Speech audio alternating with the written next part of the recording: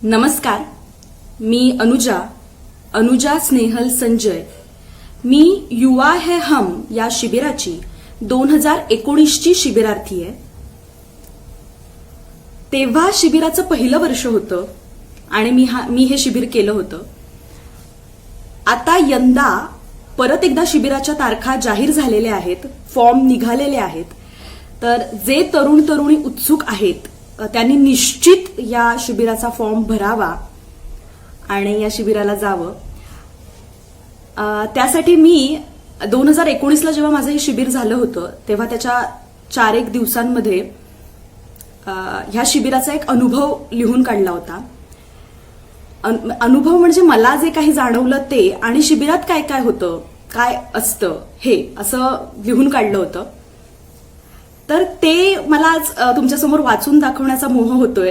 शिबिराचं ते वातावरण पुन्हा एकदा सुरू झालंय त्यामुळे आणि तुम्हालाही निर्णय घेताना कदाचित सकारात्मक निर्णय तुम्ही घेऊ शकाल हे ऐकल्यानंतर. अफलातून अनुभव असतो, खूप वेगळा आणि समृद्ध करणारा असा अनुभव असतो. मी वाचून दाखवते माझं अनुभव कथन. त्याला मी शीर्षक दिलं होतं, पेटली ज्योत विझणार नाही. कदाचित हा जो व्हिडिओ आहे तो थोडासा मोठा होऊ शकतो, पण शिबिरच तेवढं हलकं नव्हतं, छोटं नव्हतं. त्यामुळे मोठा झाला तर ऐका, शेवटपर्यंत ऐका आणि निश्चितपणे शिबिरासाठीचा अर्ज भरा. युवा है हम या शिबिरासंदर्भात माहिती मिळाली. शिबिरासंदर्भातल्या उल्लेखलेल्या गोष्टी, अभिषेक दादाच्या क्योंकि युवा है हम या संदर्भातील 4 ओळी वाचल्या आणि मनापासून शिबिराचा फॉर्म भरला. पुण्याहून बरेचसे लोक निघालो होतो. शिवाजीनगर ते म्हाळुंबेपर्यंत केलेला हा प्रवास खूप काही देऊन गेला. कल्लोळातून शांततेकडे, गजबजाटाकडून स्वतःकडे, हरवलेल्या माणूसपणापासून ते माणुसकीच्या अथांग सागराकडे, तोकड्या झालेल्या अस्मितांकडून ते प्रगल्भ विचारांच्या जागराकडे, नफ्या तोट्याच्या गणितात अडकलेल्या स्वार्थी विचारापासून ते निस्वार्थी सेवाभाव जपणाऱ्या माणसांकडे आणि मुख्य म्हणजे निर्मळ, निखळ, केवळ देणं जाणणाऱ्या आणि प्रेम करायला शिकवणाऱ्या निसर्गाकडे झालेला माझा नव्हे आमचा हा प्रवास होता.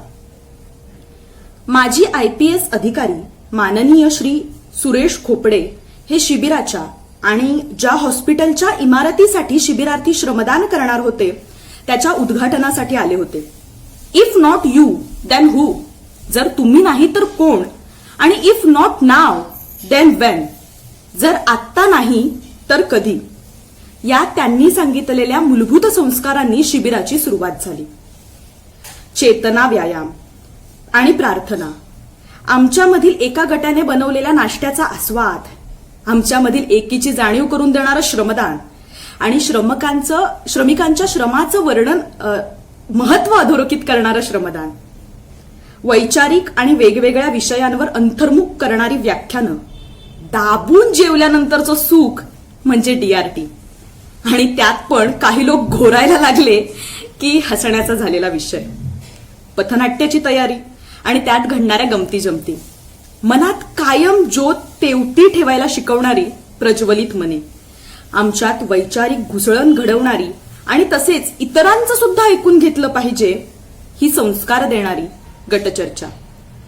त्यानंतर पिकअप मधून घोषणा, सखूला पाण्याला पाठवून जल्लोषात ग्रामस्वच्छतेसाठी दाखल होणं, ग्रामस्वच्छता पद्य म्हणणं, पथनाट्याच्या माध्यमातून शिक्षण, मासिक पाळी, वनहक्क संरक्षण अधिनियम 2006 हे विषय गावकऱ्यांसमोर मांडणे आणि त्यानंतर दोघांनी गावातील प्रत्येक घरात जेवायला जाणे. येताना मात्र भरलेल्या पोटाबरोबर खूप माया, प्रेम, आपुलकी, आग्रह आणि साधेपणाची शिदोरी बांधून घेऊन येणं. त्यानंतर रात्र भ्रमंती आणि काजव्यांचा नेत्रदीपक असा अनुभव.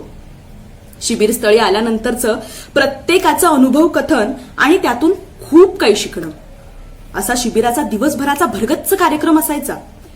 महाराष्ट्राच्या वेगवेगळ्या भागातून आलेल्या विविध शैक्षणिक पार्श्वभूमी असलेल्या आम्हा सर्व युवांमध्ये, यात युवक आणि युवती दोन्ही येतात, निर्माण झालेली हम सब एक है ची भावना, निर्माण झालेलं मित्रत्वाचं नातं शब्दात व्यक्त करण्याच्या पलीकडचं आहे.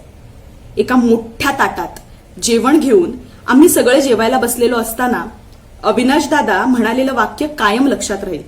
ते असं होतं, भगतसिंगांना सुद्धा अशाच समतेवर आधारित समाजाची अपेक्षा होती, ज्यात कोणी जातपात, धर्मभेद मानणार नाही, स्त्री पुरुष सगळेच समान असतील. आपलं शिबिर हे अशाच समाजाचं एक छोटंसं मॉडेल आहे.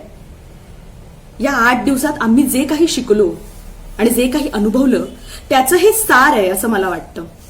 असा समतेवर आधारित समाज प्रत्यक्षात यावा म्हणून आम्ही आपापल्या क्षेत्रात काम करताना, कुटुंब, समाजात वावरताना नेहमीच प्रयत्नशील असू हे मात्र नक्की. कीर्तनकार आणि व्याख्याते आणि संत साहित्याचे अभ्यासक असलेल्या स्वामीदादांनी आपल्या अनोख्या शैलीत वारी, वारकरी, प्रेमाचं प्रतीक असलेला विठ्ठल आणि संत साहित्य आमच्यासमोर उलगडून ठेवले. अर्चना मोरे यांनी स्त्री पुरुष समतेवर केलेलं त्यांचं विश्लेषण विचारांना दिशा देणारं ठरलं. अमोलदादांनी आदिवासी जीवन, ऐतिहासिक, सांस्कृतिक, मूलभूत प्रश्न, कायदे अशा सर्व अंगांनी समजावलं. आदिवासी आयुक्त किरण कुलकर्णी यांनी प्रशासकीय दृष्टिकोनातून आदिवासींचे प्रश्न, शासकीय भूमिका मांडली. शिबिरस्थळी उपस्थित असलेले कार्यकर्ते, शिक्षक, गावकरी आणि आम्हा शिबिरार्थी विद्यार्थी अशा सर्वांच्या वेगवेगळ्या कल्पना, संकल्पना माझ्या विचारांना दिशा देण्यासाठी, मिळण्यासाठी पूरक ठरल्यात. या विचारांनी मनात प्रज्वलित केलेली ज्योत कधीच विझणार नाही यासाठी मला प्रयत्नशील राहायचंय. विचारांनी समजलेले भगतसिंग तसेच इतर विचारवंतांचे विचार आचरणात यावे यासाठी प्रयत्नशील राहायचंय. जगीरा, भगतसिंग तू जिंदा है, समतेच्या वाटेनं धक्का चावडीला देतो ग माझे माय, सांगा आम्हाला बिर्ला बाटा टाटा कुठं हाय हो, मुडू चला रे भिंत ही, मेरे सपनों को जानने का हक है, काट्या कुट्यांचा तुडवीत रसता. या व अशा अनेक गाण्यांनी तसेच एकतेच्या घोषणांनी एक वेगळाच उत्साह भरून राहिला होता. नेकी की राह पे तू चल, रब्बा रहेगा तेरे संग, हे गाणं कायम कानात वाजत राहील आणि आयुष्यात कोणत्याही वेळी, कोणत्याही वळणावर वाट निवडताना किंवा चालत असलेली वाट तुडवताना ती नेकीचीच असावी याची जाणीव करून देत राहील अशी खात्री वाटते. पूर्ण अंधार भेदण्याचं सामर्थ्य मला प्राप्त होईल नाही होईल मला माहित नाही. मात्र तोपर्यंत त्या काजव्यांचं जागणं जरी शिकता आलं आणि अशा अनेक काजव्यांना जोडून काम करता आलं तर ते किती छान होईल. ही कल्पनाच सुखावं आहे. हा विचार आणि विश्वास मला युवा है हम या शिबिरानं दिलाय. हे अनुभव कथन मी तेव्हा लिहिलेलं होतं.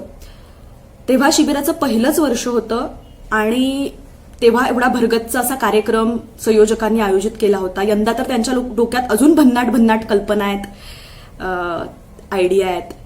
तर शिबिर खूप चांगलं होणार आहे असा आशावाद, खात्री आहेच. त्यामुळे जे उत्सुक आहेत त्यांनी नक्की शिबिराचा अर्ज भरा.